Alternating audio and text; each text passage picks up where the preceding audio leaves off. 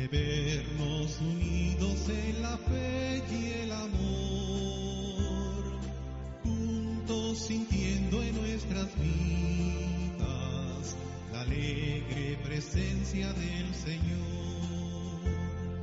Somos la iglesia peregrina que Él fundó, somos un pueblo que camina sin cesar, entre cansancios y esperanzas hacia Dios, nuestro amigo Jesús nos llevará.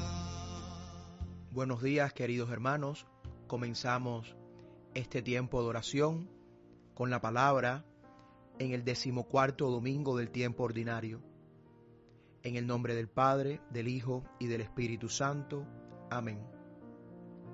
Señor Jesús, envía tu Espíritu para que Él nos ayude a leer la palabra de Dios del mismo modo con el cual tú la has leído a los discípulos en el camino de Emaús. Con la luz de la palabra escrita en la Biblia, tú les ayudaste a descubrir la presencia de Dios en los acontecimientos dolorosos de tu condena y muerte.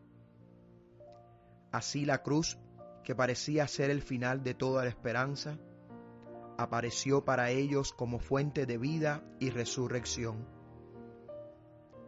Crea en nosotros el silencio para escuchar tu voz en la creación y en la escritura, en los acontecimientos y en las personas, sobre todo en los pobres y en los que sufren.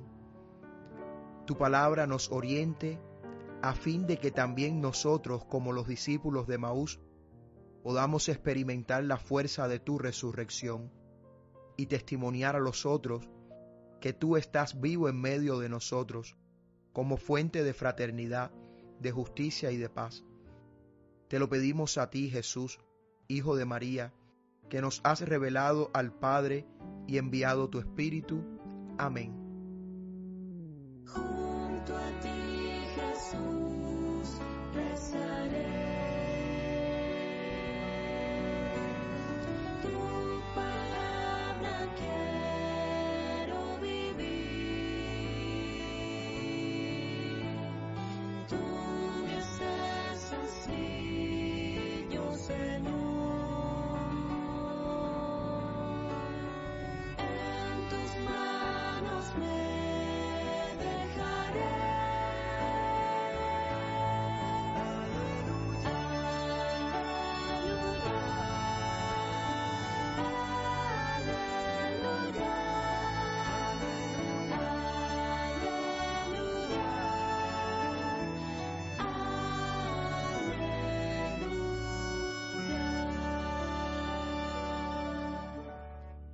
El Evangelio que hoy se escucha en todas las iglesias del mundo es del evangelista Lucas, capítulo 10, versículos del 1 al 12 y del 17 al 20.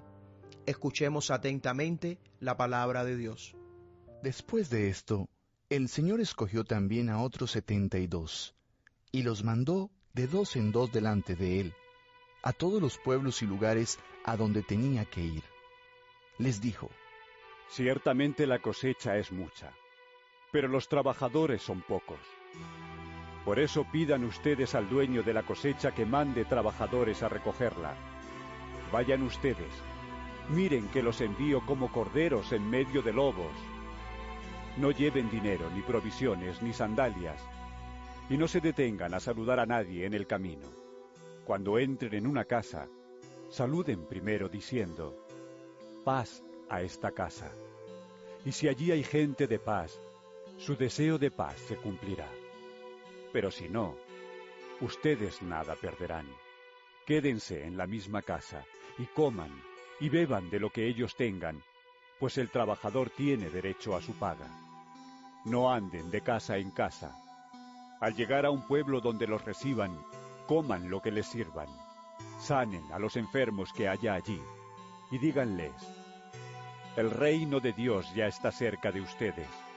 Pero si llegan a un pueblo y no los reciben, salgan a las calles diciendo: hasta el polvo de su pueblo que se ha pegado a nuestros pies, lo sacudimos como protesta contra ustedes.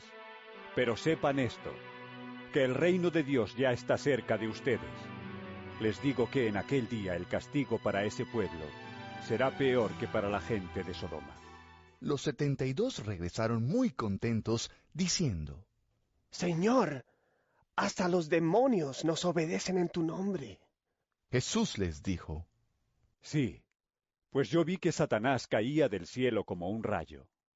Yo les he dado poder a ustedes para caminar sobre serpientes y alacranes y para vencer toda la fuerza del enemigo, sin sufrir ningún daño. Pero no se alegren de que los espíritus los obedezcan, sino de que sus nombres ya están escritos en el cielo. La predicación de Jesús atrae a mucha gente. En torno a él comienza a nacer una pequeña comunidad. Primero 2 personas, después otras 2, después 12, y ahora en nuestro texto, más de 72 personas.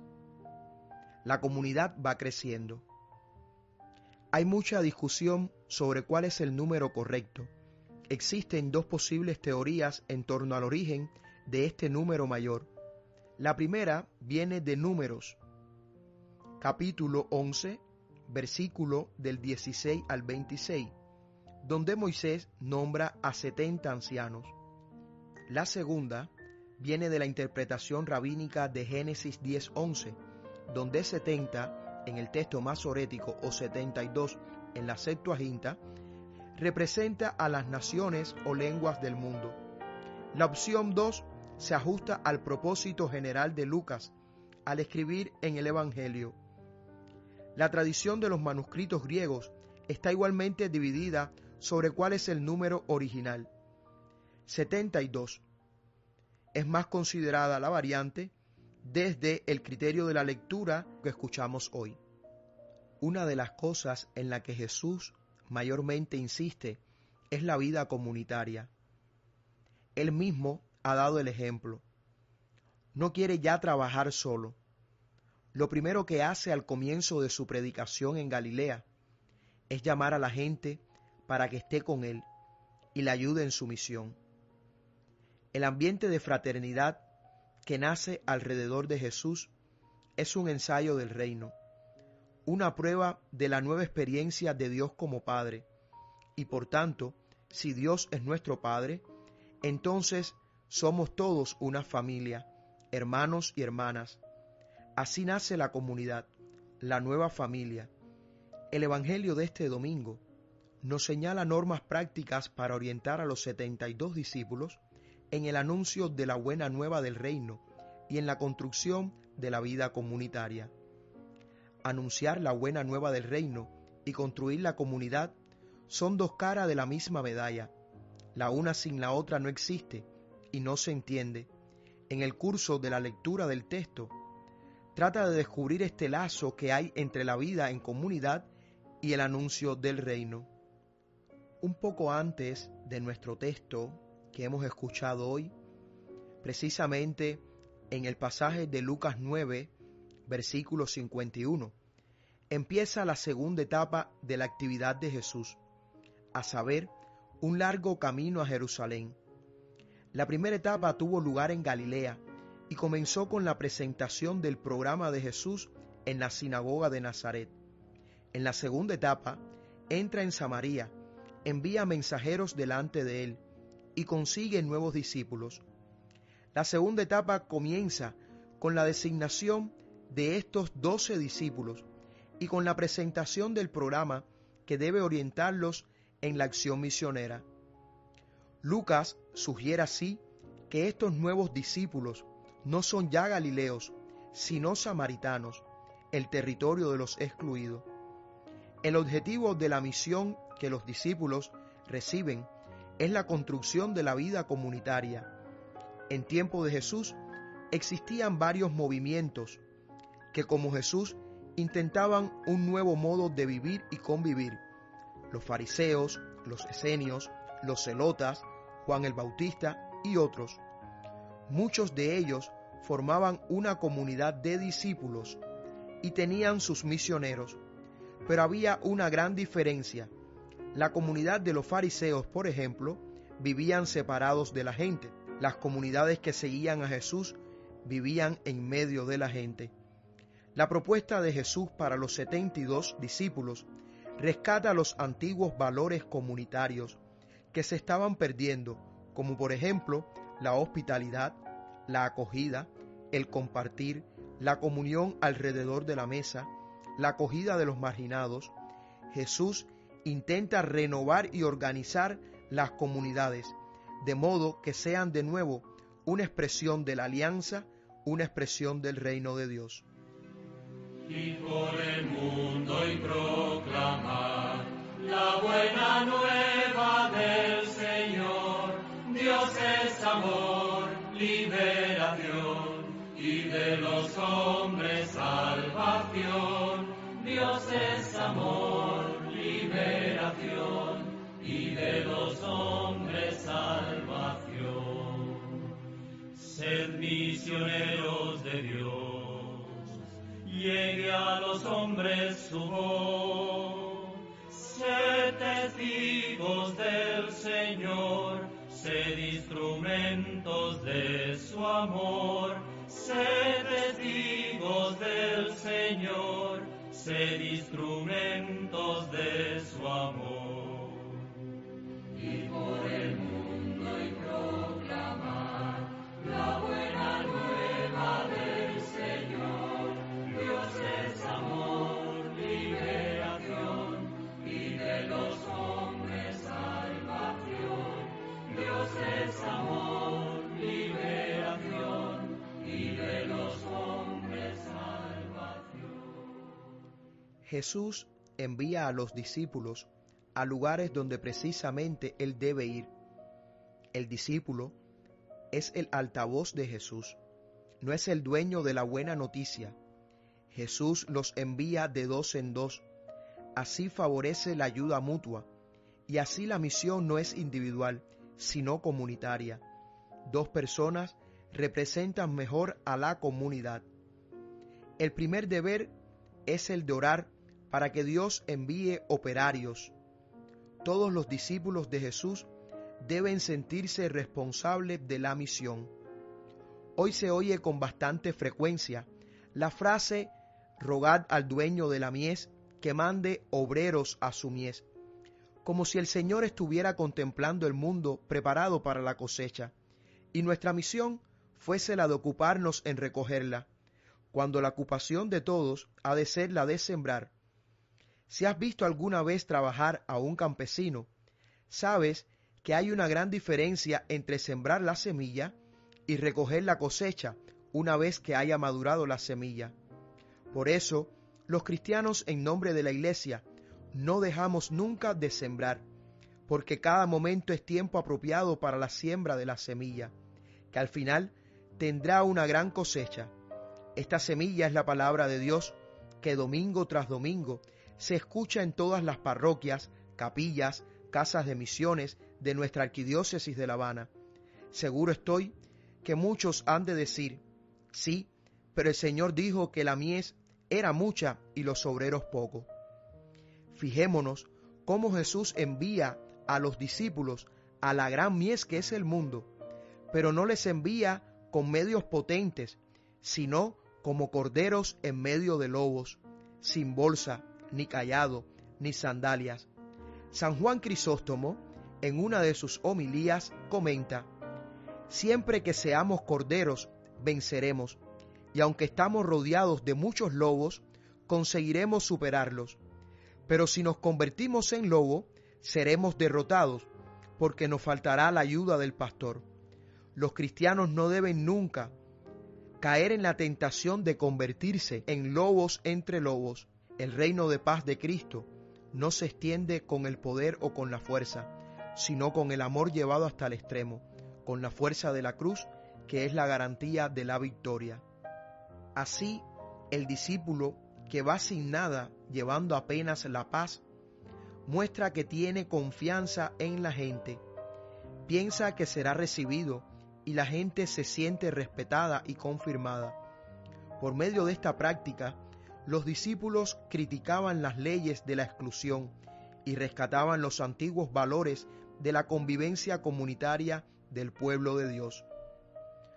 No saludar a ninguno por el camino significa que no se debe perder tiempo con las cosas que pertenecen a la misión. Es posible que sea una evocación del episodio de la muerte del hijo del tsunamita, donde Eliseo dice a su criado: parte, si alguno te saluda, no le responda, porque se trataba de un caso de muerte. Anunciar la buena de Dios es un caso de vida o muerte. Los discípulos no deben andar de casa en casa, sino permanecer en la misma casa. Esto es, deben convivir de modo estable, participar en la vida y en el trabajo de la gente del lugar y vivir de aquello que reciben en cambio, porque el operario merece su salario. Esto significa que debe tener confianza en el compartir, y así, por medio de esta nueva práctica, ellos rescatan una de las más antiguas tradiciones del pueblo de Dios, criticando una cultura de acumulación que marcaba la política del Imperio Romano y anunciaban un nuevo modelo de convivencia humana. Los discípulos deben comer lo que la gente les ofrece. Cuando los fariseos iban de misión, iban preparados, portaban alforjas y dinero para poder procurarse la propia comida. Sostenían que no podían confiar en la comida de la gente, porque no siempre era ritualmente pura. Así las observaciones de la ley sobre la pureza legal, en vez de ayudar a superar las divisiones, debilitaban el vivir los valores comunitarios. Los discípulos de Jesús no debían separarse de la gente, sino al contrario, debían aceptar la comunión en torno a la mesa, en el contacto de la gente. No podían tener miedo de perder la pureza legal. El valor comunitario de la convivencia fraterna prevalece sobre las normas rituales. Obrando así, criticaban las leyes de la pureza que estaban en vigor y anunciaban un nuevo acceso a la pureza y a la intimidad con Dios. Los discípulos debían ocuparse de los enfermos, curar los leprosos, echar los demonios. Esto significa que deben acoger para el interior de la comunidad a los que de ella fueran excluidos. La práctica de la solidaridad critica la sociedad que excluye a una persona del resto de la comunidad. La hospitalidad, el compartir, la comunión en torno a la mesa, la acogida de los marginados, eran las 4 columnas que debían sostener la vida comunitaria. Pero a causa de la situación difícil de la pobreza, de la falta de trabajo, de la persecución o de la represión por parte de los romanos, estas columnas se habían roto. Jesús quiere reconstruirlas y afirma que si se vuelve a estas 4 exigencias, los discípulos pueden anunciar a los 4 vientos: el reino de los cielos está aquí. Anunciar el reino no es en primer lugar enseñar verdades o doctrinas, sino llevar a las personas a un nuevo modo de vivir y convivir, a un nuevo modo de pensar y obrar, partiendo de la buena nueva que Jesús nos anuncia. Dios es Padre y por tanto nosotros somos hermanos y hermanas los unos de los otros. Sois una llama que ha de encender resplandores de fe y caridad. Sois los pastores que han de guiar al mundo por sendas de paz. Sois los amigos que quise escoger, sois palabra que intento gritar. Sois reino nuevo que empieza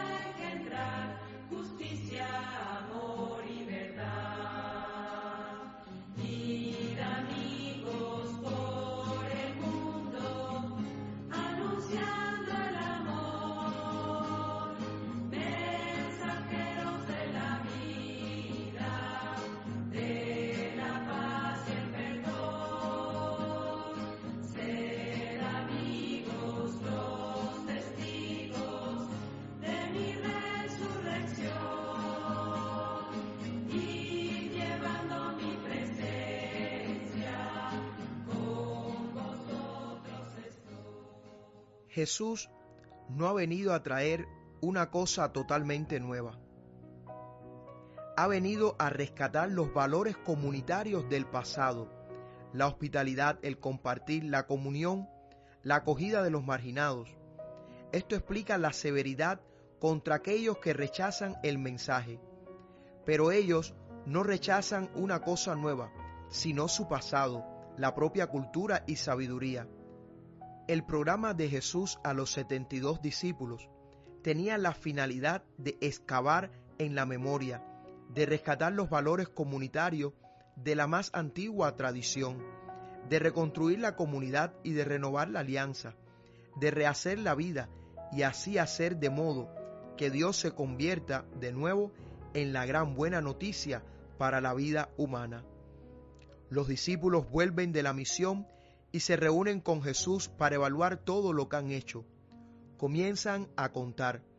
Informan con mucha alegría que usando el nombre de Jesús han conseguido expulsar a los demonios.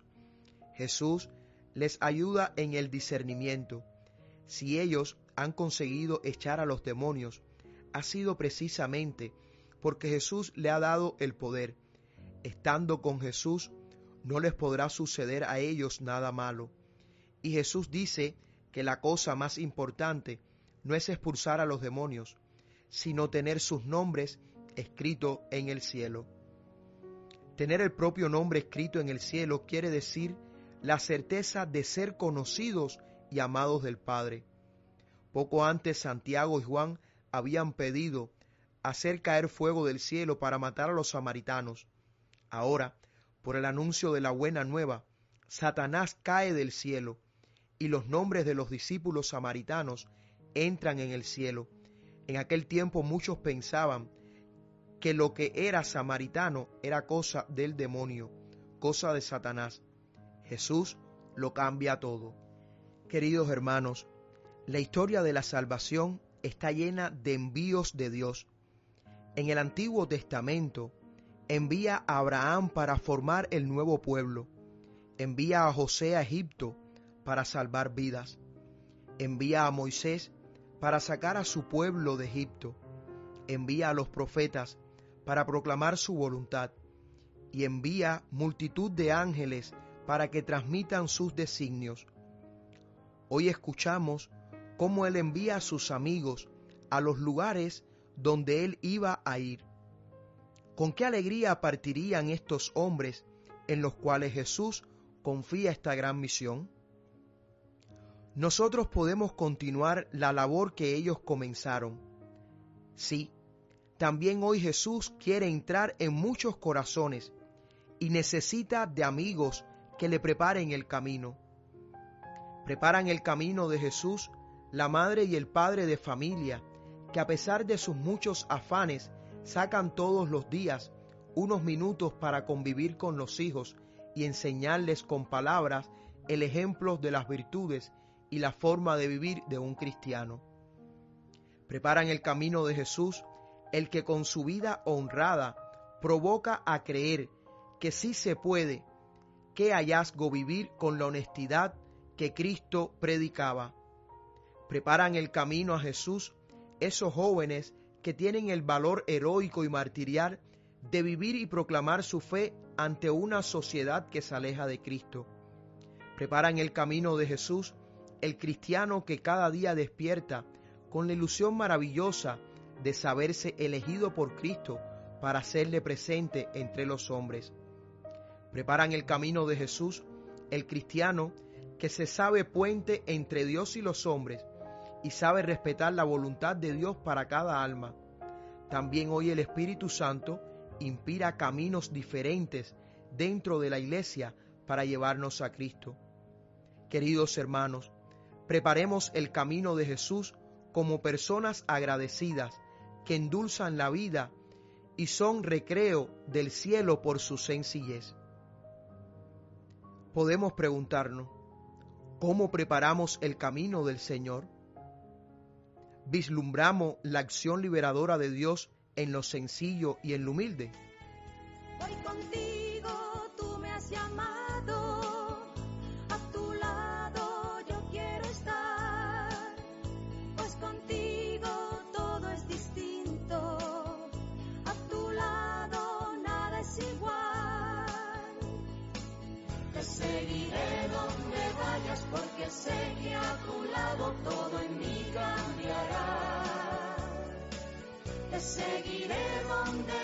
vayas porque sé que contigo el amor crecerá.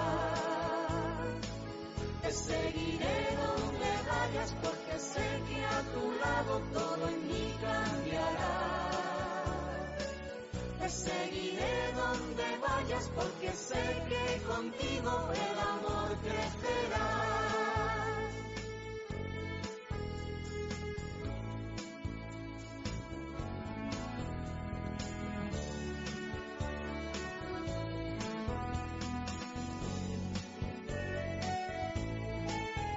Voy contigo, tú me has llamado, a tu lado yo quiero estar, pues contigo todo es distinto, a tu lado nada es igual. Señor Jesús, te damos gracias por tu palabra que nos ha hecho ver mejor la voluntad del Padre.